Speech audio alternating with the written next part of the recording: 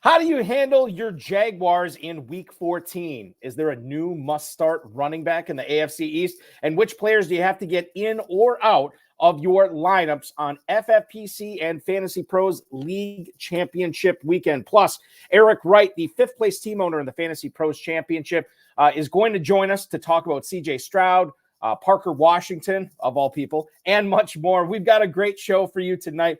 Ferrell Elliott is here. I'm Eric Balkman. Stick around. Your high-stakes fantasy football hour starts now. Can't stand the pressure. I've seen greater men than need a lesson. Broadcast live and heard around the world, you are now watching the most entertaining hour of radio on the planet. Welcome to the High Stakes Fantasy Football Hour presented by myffpc.com with your hosts Eric Balkman and Ferrell Elliott. The High Stakes Fantasy Football Hour is your home for analysis from the best players in the world. And now, because no one else was available, here are Eric Balkman and Ferrell Elliott. Solace in the scripture. Are we not all our father's sons? I became a man. Nobody ever told me what a man was. Welcome in, all of you Balkaholics and Ferrelliacs. It is indeed the latest episode of the High Stakes Fantasy Football Hour, presented by myffpc.com. I'm your slightly above average host, Eric Balkman, and my co-host is the definitive commissioner of fantasy football, Ferrell Elliott. Coming up on tonight's show, Ferrell and I are going to dish on the cloudy Seahawks running back situation, the muddled Texans tight end room, and then Eric Wright, the fifth-place team in the championship round of the Fantasy Pros Championship, which will start next weekend, is going to jump on to talk Royce Freeman, stretch run roster construction for the championship round, and much more. If you want to connect with us on the X, please do so at hsffhour. I'm at Eric Balkman, EricBalkman, and always check out Ferrell's Kentucky Fantasy Football State Championship at kffsc.com. You can post on our Facebook page at facebook.com/hsffhour as well, and email us at highstakesfantasyfootball@gmail.com. If you have any questions for us, send them in now. We'll try to get to all the chat room questions, tweets, and emails in the fantasy feedback segment. Coming up later on in the show, thanks to our audio engineer and my best friend, Bryce, and of course, our producer and mutual friend, Rob. Go to myffpc.com right now to play the FFPC Weekly Challenge. There's no draft. There's no salary cap. Just choose the 10 or 12 players, depending upon if you want to play with kickers and defenses or not. By Sunday's kickoff at 1 p.m., and then just watch your points pile up for the remainder of the weekend. Remember, only one player per team, no stacking in this competition. $35 or $200 to enter. You can win up to $2,500. And you say, Balky, that sounds really familiar. Isn't that just like the world-famous FFPC Playoff Challenge? Yes. In fact, it is almost exactly like the world-famous FFPC Playoff Challenge, which is back. We actually have two of them this year. Two great contests, the same awesome format, no draft or salary cap here. Just choose the 12 players that you want. Watch them ride, not through the weekend, but for the duration of the playoffs. That will kick off at the start of Wild Card Weekend. You can win $500,000 or $100,000, depending upon if you want to pay $200 to enter or if you want to enter the $35 one. Either one you can do and win a six-figure payoff. You can register for those. That contest is open and ready for you to play at myffpc.com, myffpc.com. Remember to like this video, subscribe to the channel, comment on the video, share it with your friends and enemies, and get notified every time we go live like we are tonight. Speaking of live, let's bring in the livest person I know. You follow him on the X at jferrellelliott and at KFFSC official. KFFSC.com Commissioner 1J Ferrell Elliott. Ferrell, happy December 8th to you, my friend. I am live. I'm looking a little blurry and a little bit washed out, kind of corpse-like over here in Kentucky. But you know what? We had a warm day, Balky. You must be using. I have a camera, a very good camera that eventually I'm going to get out of this package and do some work with it. And new plans for the new year, Balky. New plans for the new year, indeed. Speaking of the new year, let's talk about the new show tonight. Hudson Kern-Reeve piped in before we even went live tonight. And where the hell has he been? I don't know. Probably we're coming up in the end of the semester. I assume he's grading papers and the like for Cornell. CJ Stroud or Jake Browning this week, given their matchups. So that's an interesting question that we could kick off at the very top of the show. Now, John Terry, who's also in the chat room, said, look, Wasp, it was one game. This seems like a big gamble. Brooklyn all day, Brooklyn all night says Browning for sure. And then The discourse has continued now to the Chiefs running back situation, which we'll get into in a little These bit. guys really don't need us, Bulky. No, they just honest. like they really don't. We need a bot to read their comments, and that would be a hell of a show. We're just hanging out here and providing them a space to talk. So Jake Browning this week, let's talk about it here for a second. Ferrell, Jake Browning is at home against the Colts this week. CJ Stroud is at the New York Jets. I know the matchup would say, well, you got to play Browning, but I am not willing to go that far. I'm still playing CJ Stroud over Jake Browning this week. We've got a game full of film of what Mr. Browning did, and he won't have the luxury of starting the game like he did this past week with little side shots, little flat passes, little verticals that maybe went 5 yards down the field to start the game. He's a good backup quarterback. If you talk to any scout around the league, they had evaluated him at just what he's been, a practice squad guy. Now, I'm all for him stepping up behind the tools of this excellent offense. And I think he can be very good, and he's watched it, and he's going to get better, and he's learned. Are you going to suggest that you start him in front of CJ Stroud? Are you out of your mind? So there you go, Kern. If you're sane, you're going to start CJ Stroud this week, according to Ferrell Elliott. And I'm with Ferrell on this one. I think he still roll with Stroud against the New York Jets. Boy, what a tough situation the Jacksonville Jaguars are in. Coming into that Monday night game, they were challenging for the number 1 overall spot in the AFC, and now they got a lot of injuries and some significant ones to deal with. In fact, one of them so significant enough that they have placed Christian Kirk on injured reserve, this according to Ben Arthur. So that means he's out at least 4 weeks. That's 14, 15, 16, 17. If you're following along, that's the rest of the fantasy season. No reason to keep him around anymore. In fact, he could need surgery. He might be out for the remainder of the season. We'll find out. Doug Peterson didn't. I don't think Peterson said equivocally like he's done for the year, but this is going to be a tough ask for him to come back. And quite frankly, for fantasy purposes, you don't care. Parker Washington, we'll get into him a little bit too. 6 catches for 61 yards and a touchdown on week 13 against the Bengals. Now, this is a different conversation, but John Terry said it was 1 week for Jake Browning. Was this 1 week for Parker Washington, Ferrell? Is there something here? I know a lot of people went crazy buying him in the FFPC this past week. After the 6-catch performance, I would be interested to know how many people grabbed him before. I guess, there was no reason to.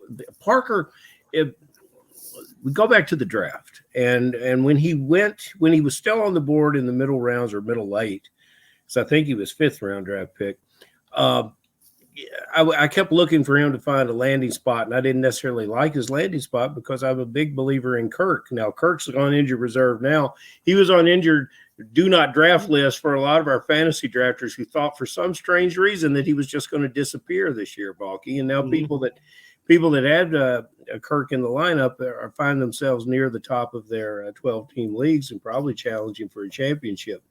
The question, Parker Washington, what can you count on? I really did like this player. I was disappointed he went to Jacksonville, and I didn't see a role for him. And then he disappeared because he went on injured reserve. He spent a 5-week middle of the season run on injured reserve. So he's just been available recently. Now, what you're getting in this player is a guy with tremendous lower body strength who can break tackles and have contact balance. He is the preeminent design of a slot receiver. Even he's 5'11", but he's 210 pounds. Most of those guys that check in that height at the receiver position, 185, 190. He's a thick, strong 210 pounds. He's not going to get separation, but he can win the contested catch. And you're going to see him.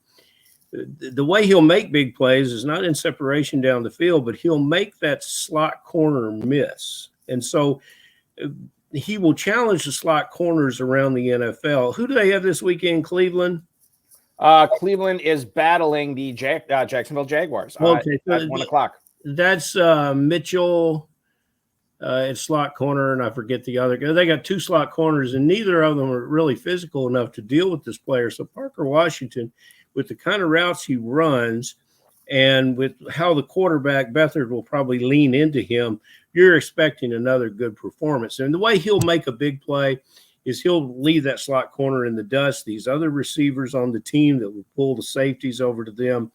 And quite honestly, they're already perplexed at the slot corner position in trying to stop Ingram in the 2 tight end sets this is a wonderful situation for Parker Washington, and he's going to produce well for this team. He's no Christian Kirk. He plays the game much differently, but he'll certainly be a productive slot receiver. And it just shows, our old boy Trent Baalke, what a great name, Trent Baalke, running the show down there in Jacksonville, knows how to go in the 5th round and get the perfect player to step off the bench and contribute.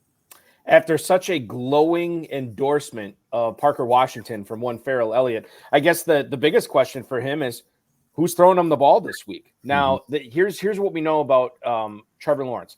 We know that he did not practice Wednesday, limited practice yesterday, limited practice today.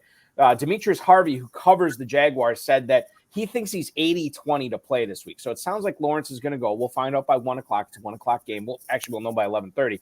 But when you look at what Lawrence does and when you look at how Parker Washington wins, the fact that Lawrence probably won't be that mobile, is that actually a boon for Parker Washington, given that Lawrence is probably going to have to get the ball out earlier? And that would be, you would think, to those Parker Washington routes. He, Ingram, and Etienne. It's a good receiver game for a lot of a good running game.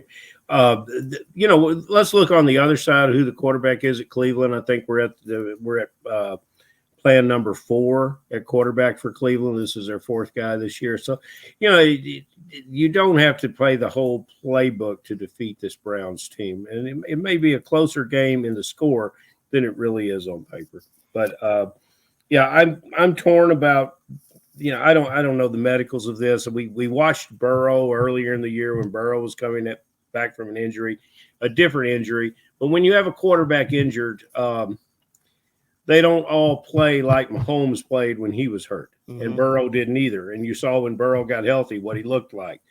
If there is any advantage to setting Lawrence and hoping that he would get better physically and get back to his form, we'll just have to see what it looks like. I will tell you this: they have a 3rd-string quarterback there, Nathan Rourke, an Ohio Bobcat who came from Canada.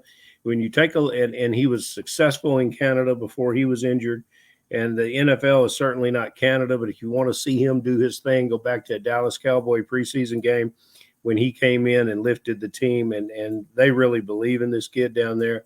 And I wouldn't be surprised to see him later sometime if Lawrence were to continue to struggle.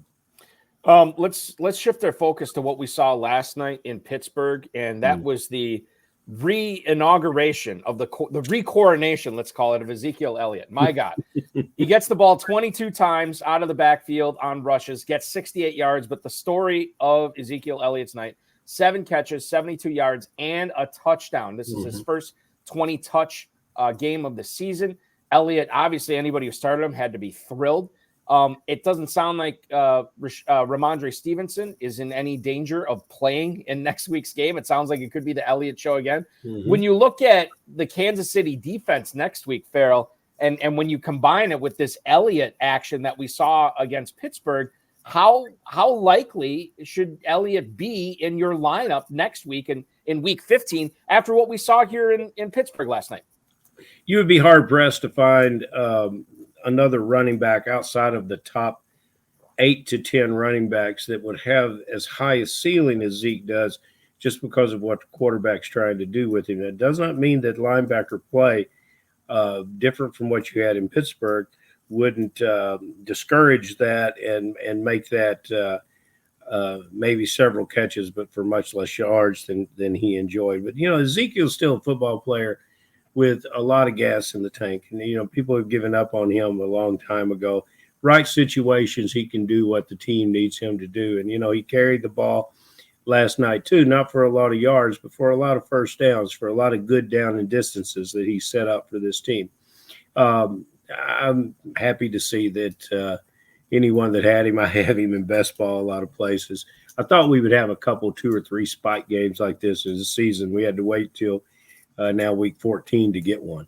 Yeah, it's unfortunate because I checked all my lineups too. I'd actually have Elliott anywhere, which is weird because he was the perfect injury away type guy to grab. And I didn't grab him anywhere, which is too bad, but it is what it is. We're moving on.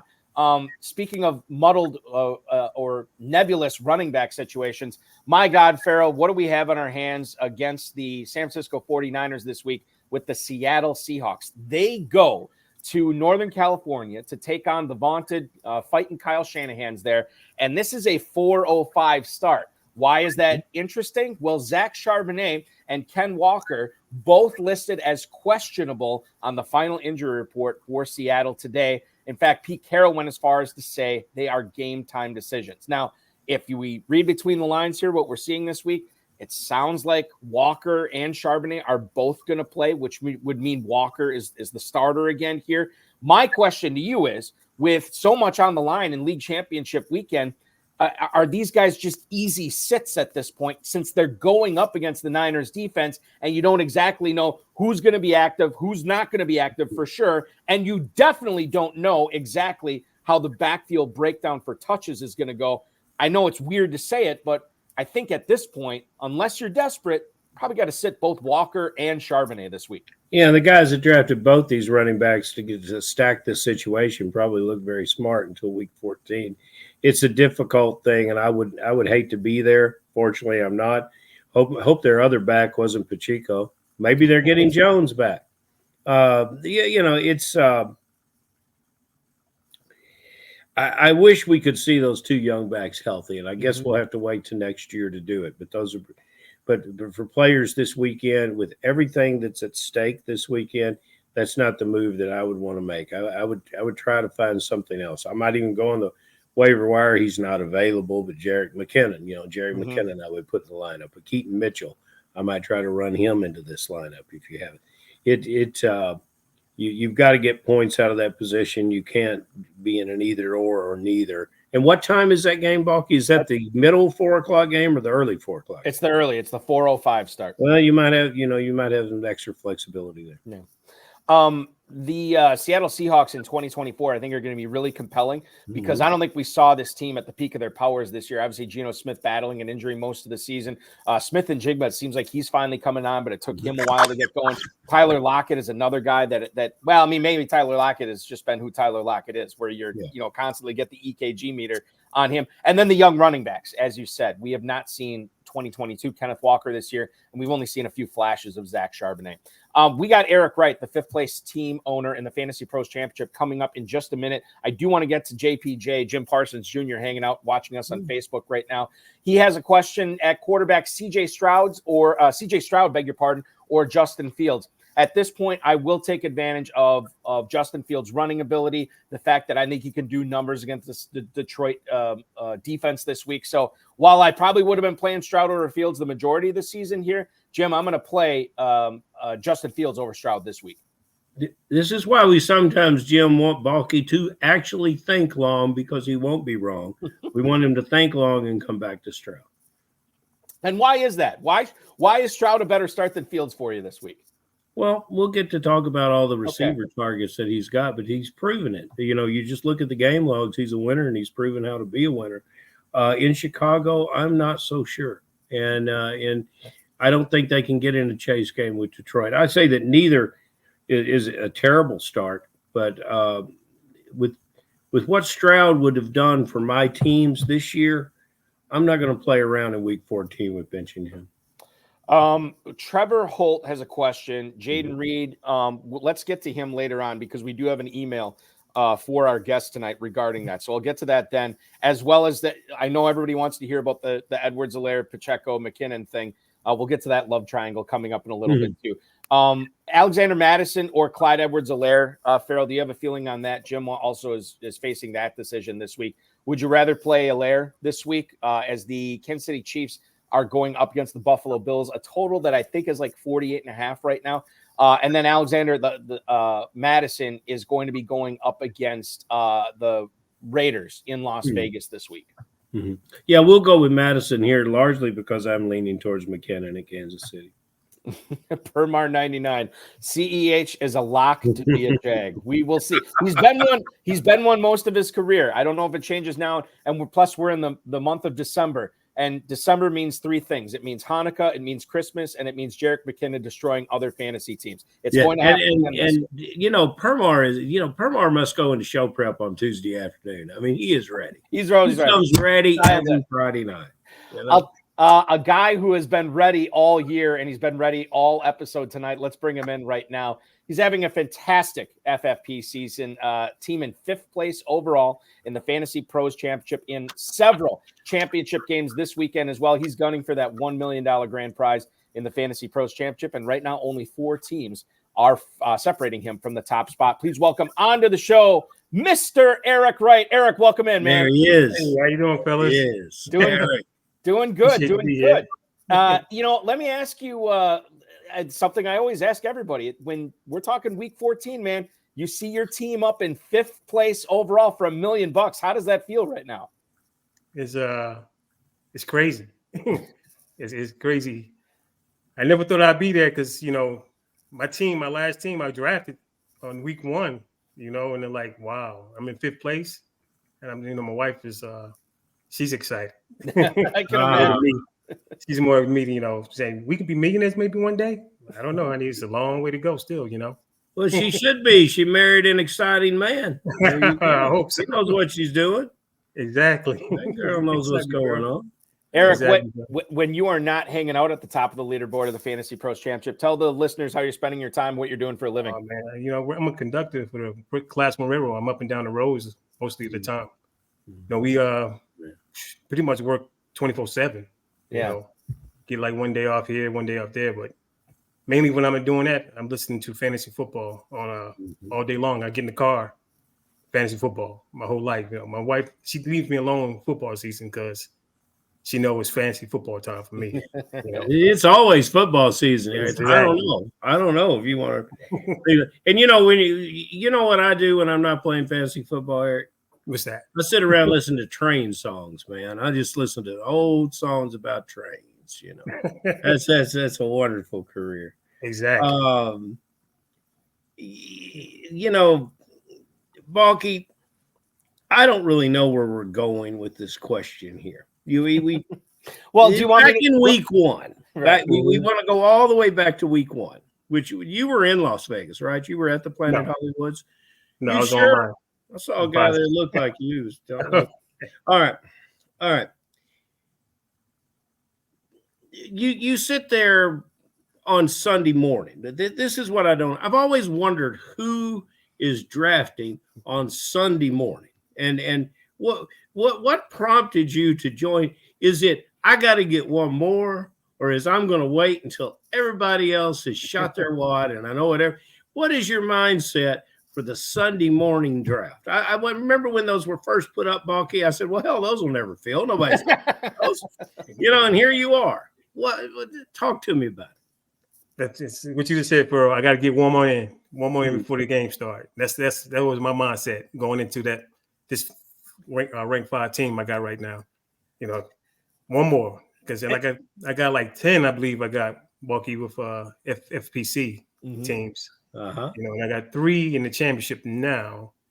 I had another one we lost by 1 point something points. The guy had Chase. He had Chase, and I had Eaton. Jacksonville running back. ETN. Yeah, ETN. Yeah. And we came down to overtime, and I lost by 1 point something points, I believe, to get to the league championship game. But hey, it is what it is, Yeah, but I want something like that. All cotton right now, baby. You're doing all right. You're doing. Yeah, I want something like that. I won a lot. A lot of times winning by 1 point.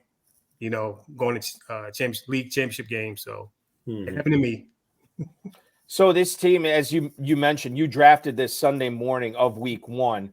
And this team also features Jalen Hurts, Eric. Yet before the calendar turned to October, you spent nearly 50% of what you had left of your blind bidding money on CJ Stroud. Why did you want to make sure you got him on your team? And were you truly expecting anything close to what he's given you so far this year?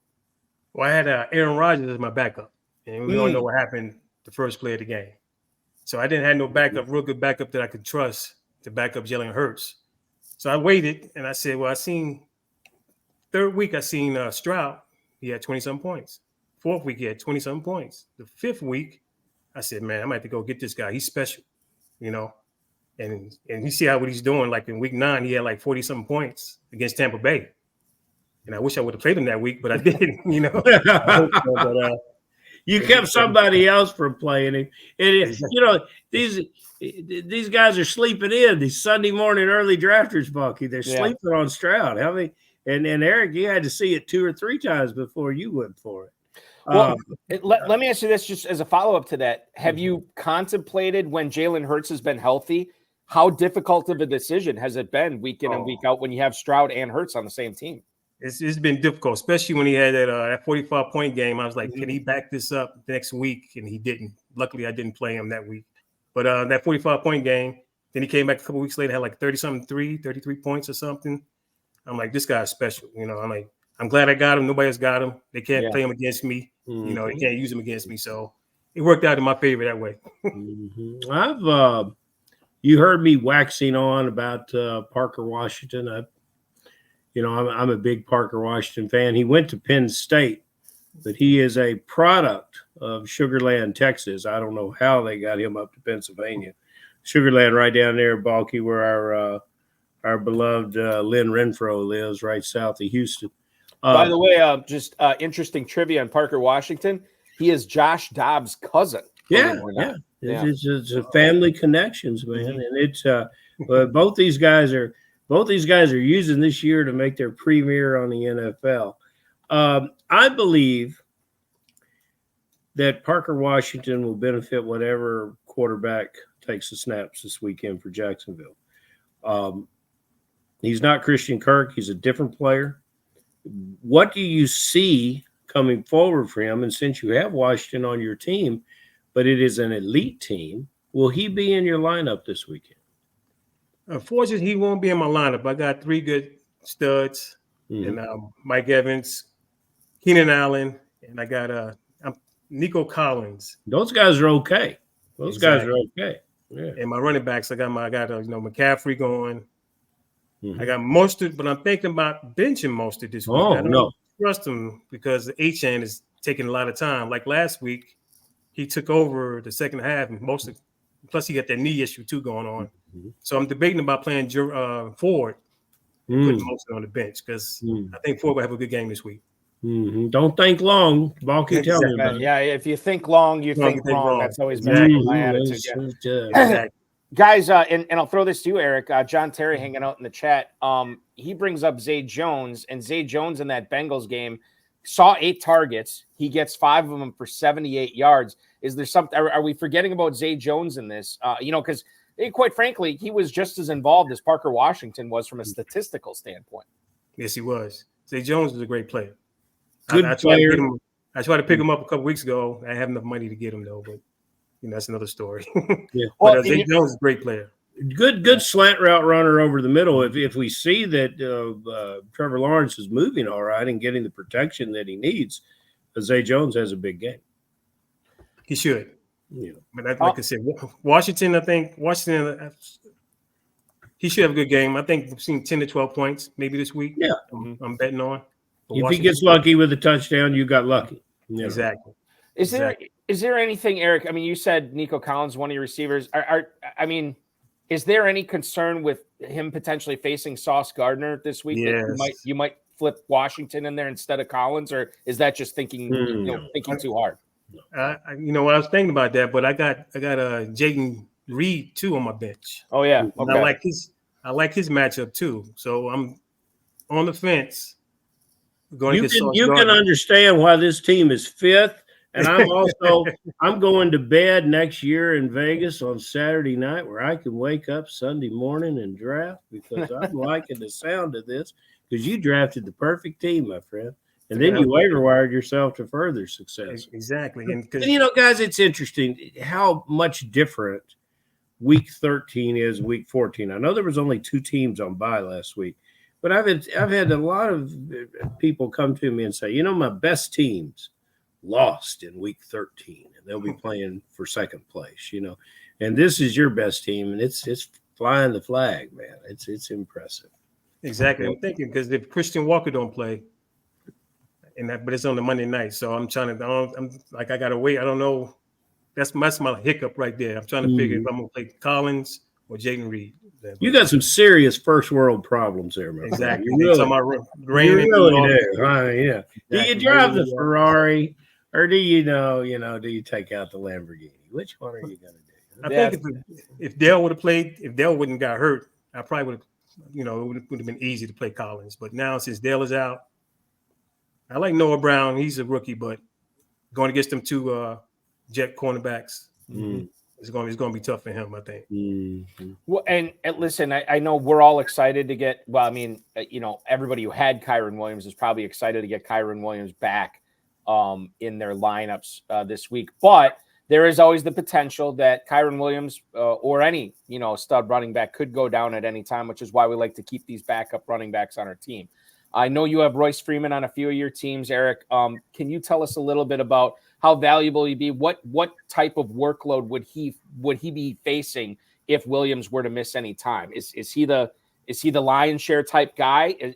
Would he all of a sudden be fantasy startable if that were to happen? Yes, McVay. He believes in one running back on his team. He like playing one guy. He'll run you to the your knees fall off. And I believe Freeman's going to be that game winner for you, the championship winner. If Kyron Williams ever get hurt, I really believe that. Mm-hmm. That's why I'm holding on to him. I hope. I don't want nothing to happen to Williams, but if something does, he's going to my lineup. Kyron Williams came right off the injury list and put up a 30 for us that game. Yeah. It's a fantastic player, and it looked that sold me. You talk about this roster. I did something to get ready in hopes of one of my team moving into the championship that you did. But I probably didn't have to tear up over the player that I released. He had promise, but I didn't think of using him anymore. You've got this great roster. And as you get ready for the championship run where waiver wires are shut down, you picked up the second kicker. And I suppose I know why. I really want to know who you dropped for that second kicker. And was it a tough decision? That's what I really want to know. It wasn't tough. I believe it was Chase Edmonds, the backup. It's time to let Chase go. Chase Edmonds. I picked up a second kicker because I played a couple years ago. I played in championship game. And you know what happened? He got hurt. He didn't play, so I got a 0, and I lost by 3 points. Oh, no. Here in Kentucky, we had a guy that did not need the second kicker. Matter of fact, he told everyone he did not need it, and he certainly did. He played every week of the championship with 9 players, no kicker. Exactly. That happened with Abib Agbatoba. I think the first year he won the FPC, he ended up winning $250,000 without a kicker. I don't know if he went the whole championship round, but at least 1 week he didn't have a kicker. He only carried one kicker. He got hurt or cut or something, and he ended up winning a 6-figure grand prize. And now this is not to make it seem like you don't need a second kicker. I'm with you, Eric, man. Like I want to carry a second kicker whenever I can, for sure. We talked about the Browns and Jaguars game earlier, and I should have looked up Amari Cooper's latest status.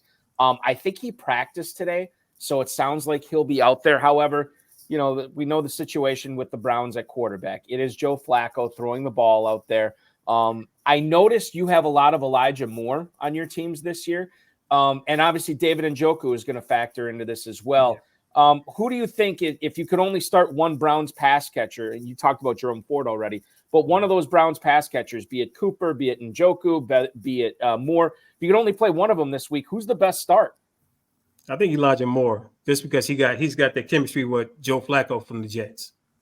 And that's why I love him so much. I'm glad they picked up Flacco because I know he knows more than he knows anybody else on that team. So I think Moore's going to be the one this week, hopefully, because he's playing in all my leagues. But when in doubt, play that slot receiver, especially when the tight end doesn't seem to dominate in the receiving program. It's good. Exactly. I like that. I don't know. Maybe Balky and I should tell you what your toughest decision is, because you've got to. I would ask you, and you've already given us some examples. Exactly. I need help. Are there more, Balky? you've got a guy, Mr. Wright here that has a terrestrial radio show there in Green Bay. Nobody knows more about Green Bay than Balky. And you've got a Green Bay wide receiver. You should move directly to him and ask for advice about what you should do with that player, because Balky will deliver. All right, so couple of things here. Let's talk about Jayden Reed first. Okay. Number one, he's questionable. He practiced, I believe he practiced again today with that chest injury that's basically been bothering him since that Chargers game when he took a nasty hit. I don't expect Christian Watson to play Monday night. In fact, Christian Watson doesn't expect Christian Watson to play Monday night. That's pretty much all I need to know to understand that the two top receivers of the Packers, well, I say the two top ones, but let's throw Dontavian Wicks in there too, because Jordan Love's been pretty good at spreading the ball around. The one thing I will say about Jayden Reed is he seems to be the receiver this year, and I'm including Christian Watson when I say this. He seems to be the one receiver this year that Matt LaFleur really wants to get involved, even if it's not throwing the ball. We've seen a lot of end around, some jet sweeps. We've seen Jayden Reed involved in the running game quite a bit this year. Similar to how Christian Watson was in 2022, we're seeing what Jayden Reed is doing in 2023, very similar to that. So now it comes down to, okay, let's look at Eric's other receivers here that he's got in his starting lineup. Nico Collins, Mike Evans, Keenan Allen. I can't in good conscience play Jayden Reed over any of those guys. Then you look at the running backs you got in there. Currently, you have Mostert, Montgomery, McCaffrey. You already talked about sitting Mostert. I think if it's any one of those three guys, you can make a case that Mostert would be the guy that you would sit. I can't make a good enough argument as a guy who follows and is a fan of the Green Bay Packers to say, Eric, you need to get Mostert out of there and put Jayden Reed in. It's tempting. I'd love to play Reed this week. I think he's a fine start. But for a fifth-place overall team, I think he's got to stay on your bench. I like that. That was delivered with passion and clarity, Eric. Exactly. It happens once in a while. Double Eric's. You're getting your money's worth. Exactly. Now, real quick on this, because let's go back to your running backs. I already said Mostert, Montgomery, McCaffrey. You were talking about putting in Jerome Ford yet, and then you kept Najee Harris on the bench last night too. So you had Harris to boot. Was that an easy decision? Like, okay, I'm not messing around with Harris against the Patriots. Yeah, that was easy. New England defense, they good. They got a good defense. And plus, last week against Arizona, when I started them, I should have started Montgomery. Would have got me 3 more points, but I still won. but yeah, I mean, Pittsburgh. I'm not sure about them.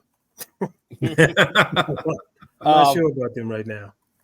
Something's not right over there. Yeah, exactly. I work at the radio station. I work with a guy who actually came from Pittsburgh, and he's a massive Steelers fan.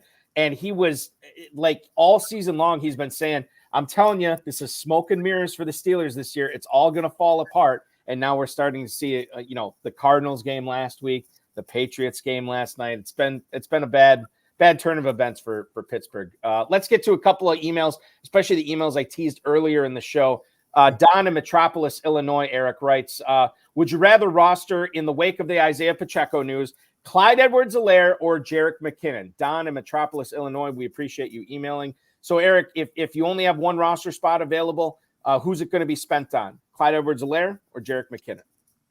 I would go with McKinnon just because he's more of a pass catcher. He'll get you that reception, 1 point per PPR, just because I think he'll play a lot. Clyde Edwards-Helaire, he's to me, he look a little fat, a little slow. I mean, this is my opinion. McKinnon is an interesting player. You hear about players that the more reps they get, the more touches they get, they pick up steam, they gain energy, they look better. The more and McKinnon fits that role, and they usually try to assign that to bigger backs. But McKinnon, when he starts getting going in the short passing game, he starts making people miss. He looks very fast. He works the angles very well. I'm a McKinnon guy. Yeah, because I'm playing my championship game I'm playing now. The guy had Elliott last night. I'm down 27 already, starting before Sunday. So, and of course, he had Elliott. Yeah. You know what Zeke did at the backfield last night. So that's what I'm saying. The points per reception. Yeah, exactly. You need a couple touchdowns. Exactly. We are all of one mind. It's McKinnon here for sure. I know Ferrell already said it earlier. Eric, we're with you on this. McKinnon is the guy for me as well. We kind of already, well, let's open this up, Eric, because I kind of answered this for you earlier. Let's get your thoughts on this because this is a slightly different question. Bill in Grand Rapids. Hey, Eric, assuming Christian Watson misses on Monday night, would you rather play Romeo Doubs or Jaden Reed? I appreciate it. That's Bill in Grand Rapids. Eric, I think it's Jaden Reed here. The great thing about Jaden Reed is if you do have both these receivers, you can wait until kickoff to find out if he's active. I will say that, Doubs has been a guy that Love has looked to on third down numerous, and that 4th and 1 rainbow that he threw to him against Kansas City, that was Chef's kiss, beautiful. Doubs or Reed this week, man? Who are you playing? Ooh, it's tough. It's Dobbs. He's known for the end zone. He liked throwing them in the end zone for them touchdowns. But I got to go Reed because just for the receptions, and hopefully you get you a touchdown. The future of this receiver core and what it does for Josh Love in the draft next year Jordan Love is in the draft next year is just beyond imagination. It's fantastic. Yeah. I like, and the other thing too that really helps out starting a Packers receiver is, Jordan Love had such a connection with Luke Musgrave, and he's kind of got one with Tucker Kraft going, but not to the degree that he had with Musgrave.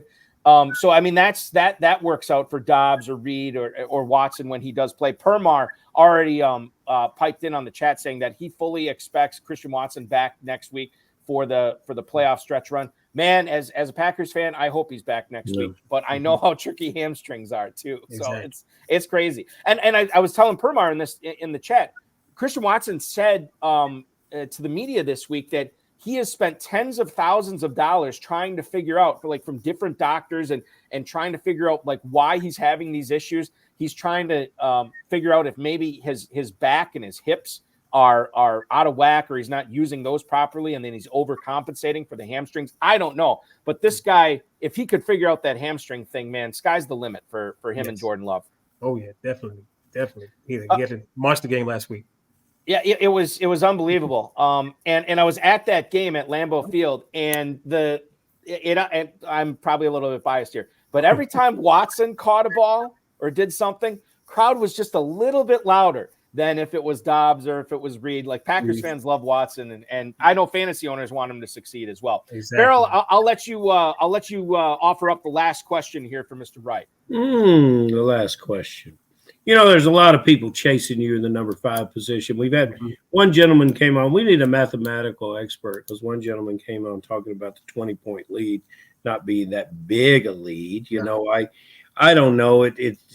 I love watching the live scores from play to play and the real-time leaderboard that the FFPC. It's very exciting. Yeah, it is. We have Trevor Holt.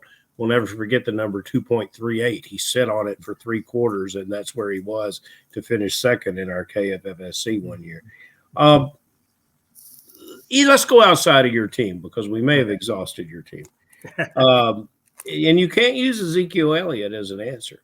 But who's somebody that FFPC players should start this week that we haven't talked about yet that might unlock a chance to catch those of you guys at the top of the leaderboard?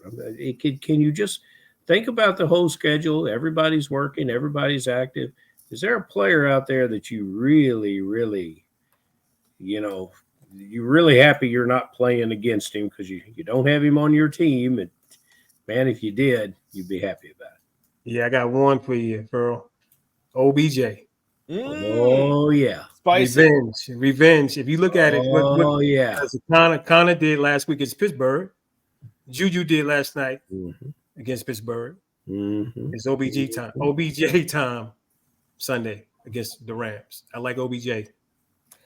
Stillwaters run deep, don't they, brother? Yeah. I love it. Revenge. Yes, revenge. I'd love to see it. I'd love to see it. We'll see what happens with Odell Beckham. And quite frankly, we'll see what happens with your team going forward here, not only in league championship week, Eric, but the 3-week sprint that begins in week 15. I know this is exciting for you. I wish you nothing but the best of luck. Hopefully the ball bounces your way for sure. And listen, man, if you end up cashing that $1 million, that'll soften the blow of losing in that semifinal last week. The championship. It'll all be for us. And we'll have you back on the show to talk about how you're going to spend that $1 million. All right. Definitely. I have one question for you, Ball. Go for it. Help me out here, please. Yep. I'm really thinking about benching Mostert for 4. Yep. What you think about that? Well, listen, Ferrell knows this, that I have said over and over again when it comes to plays like that, I am a weak man. It takes a strong man to do that. So I am not the right person to say, hey, can you sell me on starting Jerome Ford over Raheem Mostert? All I can say is this. For the majority of the season, Mostert's been better. I like that offense with Tua Tagovailoa with Miami much better than Jerome Ford and the Cleveland offense with Joe Flacco. The game script for the Dolphins is positively in favor of a Mostert Achane type game.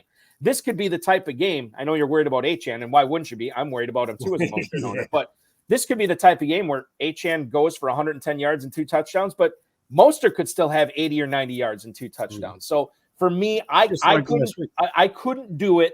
I understand anybody who would, but that would be the best possible advice I can give you. Not saying it's right, just saying what I would do. Mr. Wright, phonetically, the man's name is Must Start. I mean, come on. You're right, bro. Let's get something done here now. This man's in the top 5. This is what we need. This is what we need. Because, they're saying the knee injury. I'm like, well, okay, if they might blow this. His knee's been hurting. His knee's been hurting since Purdue. It doesn't matter. Let's start. Yeah, I mean, and I know that I mean, they've been resting him, during practice this week. I think I know he practiced today, and I think it was a full practice. So I think it's wheels up for Mostert. We're giving you the kiss of death here, basically. The fact that we're all saying Mostert, and he'll probably end up getting, 12 carries for 25 yards and no scores. But I still think you got to play him. Gotcha. So I've seen the 4 guys in front of me. 3 of them got Mostert starting. So I'll tell you this, that would make sense if this was like week 17. Then I think you could make the case like, okay, I got to be different somehow. I wouldn't start doing that in week 14 when you're just in league playoff mode where you're trying to win your league. So talk long, you talk. All right, I'm sorry. Eric, be good. We will talk again soon. Good luck this weekend and the rest of the way, man. Thanks, guys. Have a happy holidays. Yeah, you do the same. Thank you so much. Eric Wright, ladies and gentlemen, the 5th place team owner in the FFPC Fantasy Pros Championship, heading into week 15. Week 14, he's got the championship, league championship that he's going up against Ezekiel Elliott. Oh, God, but it just stinks to start off a week like that, Ferrell. But that is fantasy, and it does happen to the best of us. We'll see. Mostert might catch Ezekiel Elliott. Jerome Ford's not going to. Are you willing to say that? Yeah. Okay, there's a non-zero chance that Ford catches it. I love that non-zero stuff. Yeah. Hey, speaking of numbers, if you look at the FFPC leaderboard right now, how many FPI teams can you find in the top 20? Are we looking at main event or Fantasy Pros Championship? Well, we're interested in the main event because that's what's going on right now. Okay, let's do that. I'm gonna look it up. Nothing wrong with the Fantasy Pros Championship. No, but if FPI is up there, I definitely want to look at it. I just want to give those guys a plug. So it's all I'm saying. Petra and Larson have had a wonderful year across all formats, including the KFFSC, where they will be challenged by one Don Erickson and Jim Cole, currently 2nd place in the KFFSC. Yep. Do you see a bunch of FBI teams in the top 20 there? I'm looking at it right now. Should jump right off the board at you. Now, again, that we had a game last night. There you go. So they may not be. They may use the whole thing, doesn't it? I see one in 24th right now. I think they had a few, yeah. I see one in 37th. Yeah. I'm looking at all up there at the top. Let's see, what else do we see here? Scrolling down. Now my computer's locking up.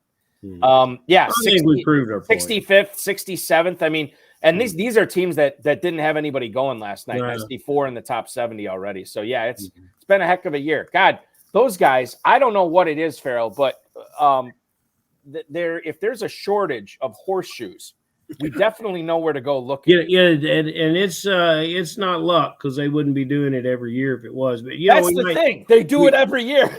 We might need to get these guys.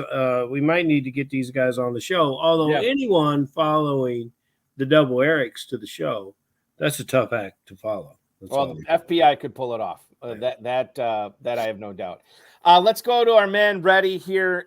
We talked about this a little bit earlier. Pick up Clyde Edwards-Helaire or Jerick McKinnon as running back 4 stash. We are team McKinnon all the way. And then he also has this question: Zay Flowers or Calvin Ridley? Ferrell, this is a slam dunk for me this week. I love me some Zay Flowers if the other choice is Calvin Ridley.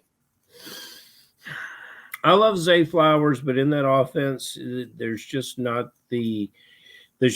enough targets to generate what possibly could happen for Ridley. I don't think you've been high on Ridley all year, Bob. No. Matter of fact, you said he was a bust, and that's proven your ilk and those like you wrong, and we aren't holding that against you. But I think I'm going to roll with Ridley there, and I love Zay Flowers. Yeah. He's been a fun. And like the thing is, like, I was never like Captain Zay Flowers either. We talked about this, like we saw separation of these rookie receivers. Like it was Flowers, it was Johnston and Addison, and then who's the other one I'm forgetting? Smith and Jigba.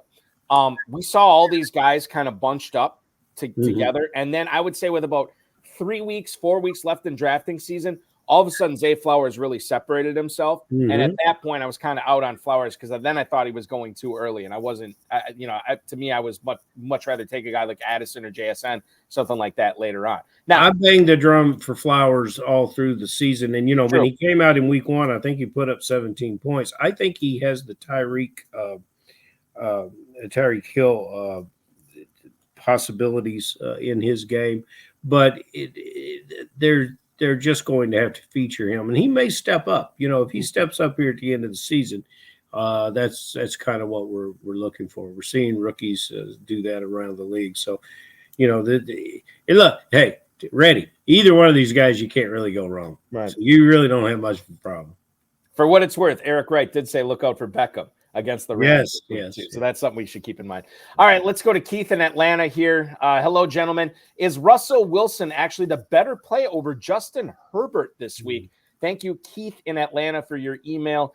Justin Herbert is going up against they're playing each other this week. Yes, it is in Denver, Herbert versus Russell Wilson. Are you sure it's in Denver? It is in Los Angeles. Like I didn't say, it's in Los Angeles at SoFi, right? SoFi, yeah, I think that's where they're having them nowadays. Yeah. So you got Herbert at home versus Russell Wilson on the road there. Which quarterback do you like better in that game for fantasy purposes? It's close, especially what Wilson's been doing with his feet. But Herbert, it's hard for me to separate from that elite core of receivers, even though there are some injuries right now. This is very elite receivers led by Keenan Allen. And the fact that Herbert has thrown the ball over 40 times this year in at least 6 games. I think I'm right about that. If you look at the game logs, you'll see that kind of aerial pursuit by the Chargers. So I'm going to go with Herbert. 1, 2, 3, 4, 5 times this year, at least 40 passes. Have we got a 39 in there? We have got no, I don't see any 39s. I see 41, 47, 40, 40, and 44. So, and the thing, like, I think there's some similarities here because there's really only one trustworthy receiver on Denver, and that's Cortland Sutton. There's only one trustworthy wide receiver on Los Angeles, and that's Keenan Allen. It's going to come down to whoever makes the big plays. I like Sutton this week, and I think Russell Wilson hooks up with him. That said, I'm still rolling with Herbert over Russell Wilson. Like I said, weak men normally go with the stud that they drafted earlier. So for me, it's Herbert over Wilson. And Eckler gives the element of getting something done out of the backfield. Although the receiving backfield in Denver has been very positive as well. What happened to Eckler this year? I can't put my finger on it. He's had some good moments. It's not. I don't believe it's injury related. He had some good moments in the middle of the season. Put together 5, 6, 7. I think weeks were really good, but. I don't think there's anything that's happened with him physically or from it's just a standpoint of production and what other teams are trying to take away. If you can take that element away from the Chargers, you've accomplished a lot. Another email here, Matt in San Diego. How do I handle my last flex this weekend? Chuba Hubbard or Keaton Mitchell? Thank you. That's Matt in San Diego. We appreciate you, Matt. Hubbard probably had his best game of the season last week. 104 yards and 2 touchdowns. Keaton Mitchell's really coming on, and they're coming off a bye here. Mitchell is at home against the Rams. Hubbard is at New Orleans. I think I lean towards Mitchell here, Ferrell. You're going to do that after Hubbard ran the ball 24 times for over 100 yards, touchdowns, and caught passes. I don't think so, Bunky. Do not shoot the horse that won the race. Hubbard is proving that he is the go-to every down bell cow back. Mitchell is explosive and wonderful and fun to watch, but he's yet to touch the ball. I don't think he's had 10 carries in one game. And you got to bore into those statisticals, Balky, and I don't think anything like that's going to change. So even if he has 6 or 8 carries, even if he averages 10 yards a carry, that's not going to catch our man that's carrying the ball 20 times. Keaton Mitchell has never had 10 carries all season. 9, 3, 8, and 9. He's flirting. He's flirting. He's been close, but he hasn't hit it yet.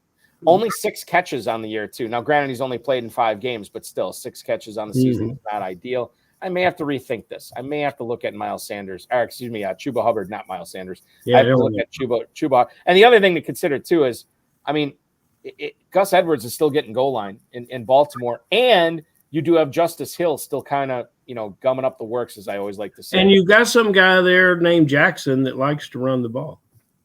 Yes, that's another great point. All right, you've sold me. This doesn't often happen. I'm with you. Oh, that's true. It's Hubbard over Mitchell. Normally, once I stick with a guy, I stick with him, but I can't. Speaking of selling you, Balky, are you planning on coming to the KFFSC Super Bowl draft and party? It's open to everyone. Yeah, I am planning on it. Very good. I am trying to make final preparations to make sure my children are taken care of that weekend. Yeah, and once I get they'll be there when you get home, no matter what happens. They'll be there. Let's see here. What do we got we got time for 2 more. Let's do 2 more here. Where did I have it? Roy in Asheville, North Carolina. Do I risk a low floor game with Gabe Davis this week over Chris Godwin? Thank you for the email, Roy. Yeah, I mean, Gabe Davis is always like a low floor type guy, but man, what I say earlier, it's like 48.5 the total on that game for the Bills and the Chiefs. So I do like the idea of Gabe Davis coming through, and Chris Godwin, kind of like weird stuff going on there with was it his wife on Instagram or Twitter calling out Todd Bowles or something about Godwin coming out of the game, or I don't know what it was.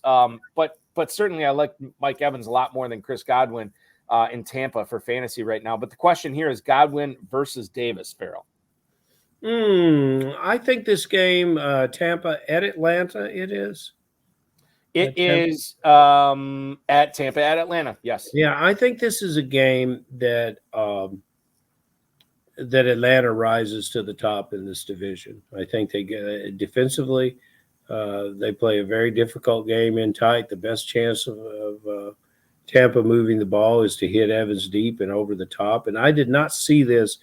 I didn't see this working this way. I thought Godwin would be the man and Evans would struggle this year. And it's been flipped. That proverbial script has certainly been flipped on me. And I think Godwin is hurting, and let me tell you, because Trevor Holt says something, Eckler is still hurt. Mm-hmm. If you go through an NFL training room in week 14 of the NFL season, everybody's hurt. Even the guys that haven't played are having sympathy pains. I mean, everybody in the damn locker room is hurt. It's different levels, but they go out and play. And, it's impressive of what you've seen, but I think Davis, you say about the floor, Balky, but every time I look up, Davis is scoring touchdowns, and he seems like he's more than a contributory player to the receiving core there. I think Gabe Davis is what I want to go with in that matchup. All right, so I was kind of torn on this, and then I looked at the chat. Trevor Holt is saying Gabe Davis.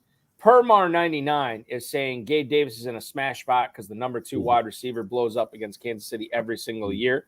And so I had to look at this. And I was like, okay, let's look at the stats. Gabe Davis versus the Chiefs in his history, in his career. 4 games, Ferrell.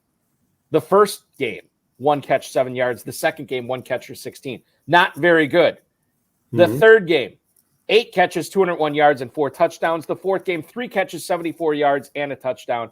I think I'm going with recent history on this. and I'm saying Gabe Davis. I think it might be a good idea. Permar is also put in here. Now, see, Permar is he's really at the upper echelon of commentary, and then he comes up with something like Eckler has lost his long speed and his contact balance.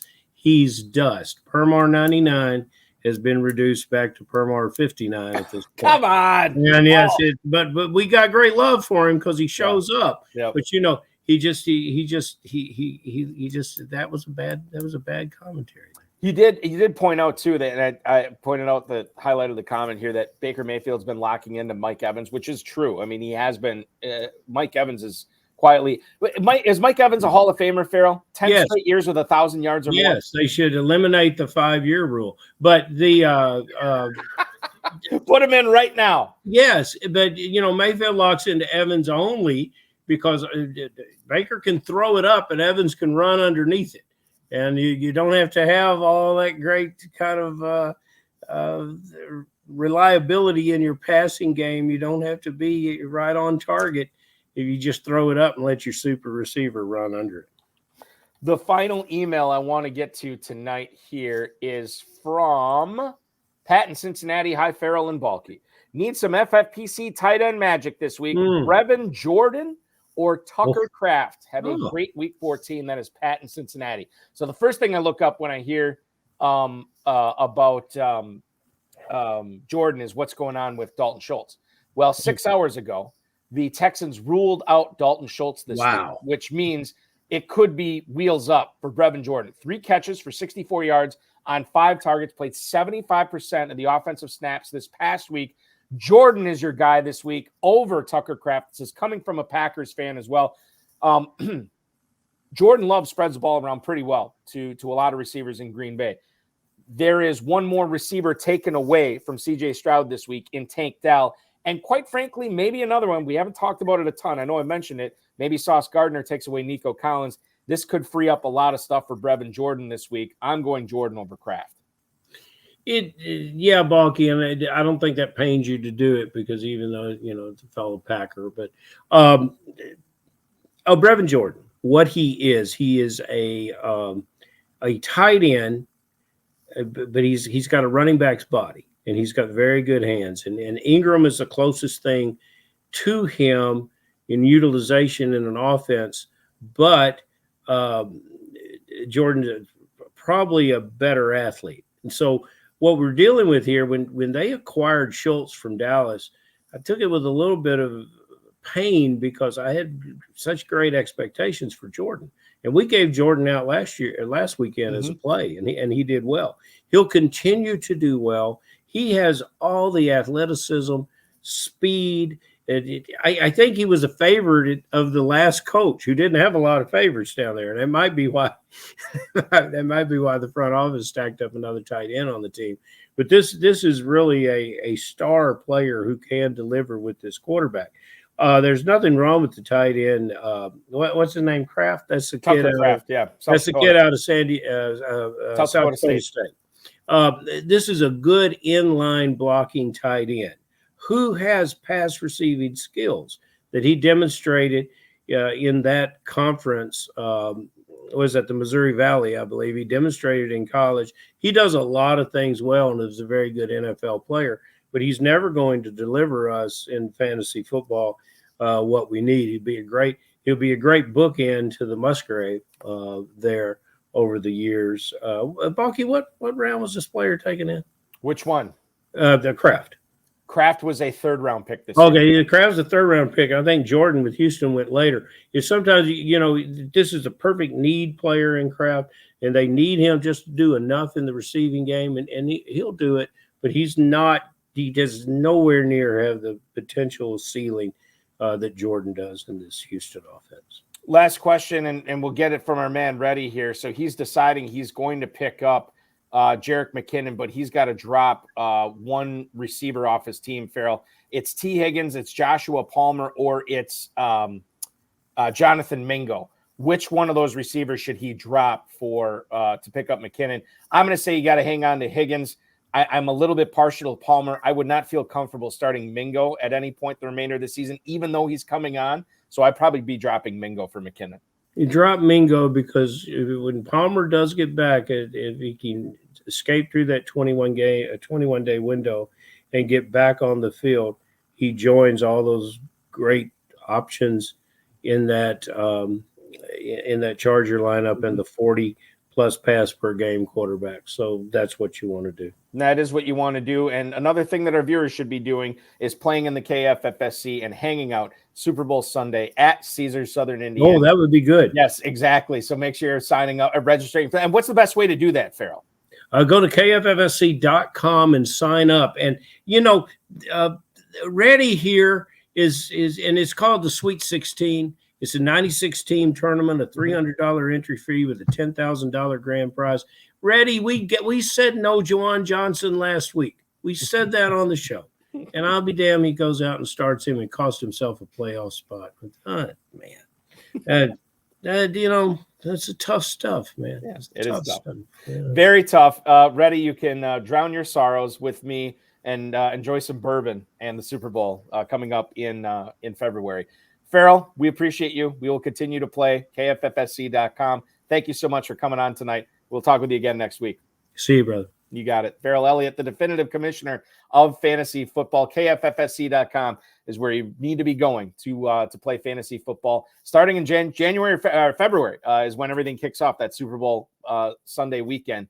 Ferrell will have live drafts going on at Caesars Southern Indiana, right outside of Louisville. I want to thank Eric Wright. I want to thank Ferrell Elliott, the FFPC, Rob Bryce, and of course, each and every one of you for streaming, downloading, watching, listening. We appreciate it. We will be back next Friday at 10 o'clock Eastern time for our kickoff of championship round weekend in the Fantasy Pros Championship and the FFPC main event. In case you missed Tuesday's RotoViz High Stakes Lowdown, we had $100,000 winner Michael Cobb, who also happens to be in 25th place in the Fantasy Pros Championship. You can check that out on any of the FFPC socials. The show will return this coming Tuesday at 10 p.m. Eastern time. In case you missed last night's High Stakes Fantasy Football Show on the Better Sports Network on any of the FFPC social media channels, you can rewatch it on those same channels. We had football guys Dave Kluge on. A lot of fun chopping it up with him leading into a surprisingly high-scoring Steelers and Patriots game last night. This coming Thursday, we will go live again at 7 o'clock with Best Bell Fantasies Bradley Stalder, who will be my guest co-host for the 2-hour program that night. Go to myffpc.com to play in the FFPC Weekly Challenge. No draft or salary cap. You can play with a 10-player roster or a 12-player roster. Watch those points pile up. Only one player per team. You can win up to $2,500 and enter for as little as $35. And don't forget, those of you who are asking, the FFPC Playoff Challenge is open for registrations. We have the $200 one where you can win $500,000. We have the $35 one where you can win $100,000 as well. No draft or salary cap there. It's the same format as the weekly challenge. You're going to pick 12 players, and you watch them ride throughout the duration of the NFL playoffs. So literally set it and forget it. You can enter that at myffpc.com. Remember to like, subscribe, comment, share with your friends and enemies, and get notified every time we go live. This show goes live again 10 o'clock Friday. The channel will go live again at 10 o'clock on Tuesday for the RotoViz High Stakes Lowdown. Thanks so much for watching, everybody. Your weekend officially starts now.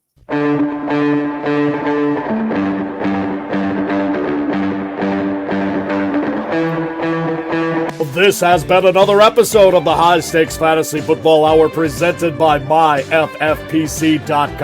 It was broadcast live and was watched around the world. Balky and Ferrell will be back next week with more analysis, more interviews, and more advice from guests much smarter than they are. Thanks for watching, and we'll talk with you again next week. Should remind everybody, too, that if you are not first of all, if you are playing in your championship game this weekend, good luck in the Fantasy Pros Championship and the FFPC main event. If you did not make it that far, that's okay, because we'll have the weekly challenge for you available if you want to play it this week. And we'll also have the FFPC World Famous Playoff Challenge as well. It is getting to be that time of year. Remember that fantasy is not over until the Super Bowl. And by the Super Bowl, we'll probably have another tournament and some other leagues open for you for a couple of weeks at that point. It's all at myffpc.com. I am biased, but I certainly recommend it. Check it out, and we will talk with you again next week.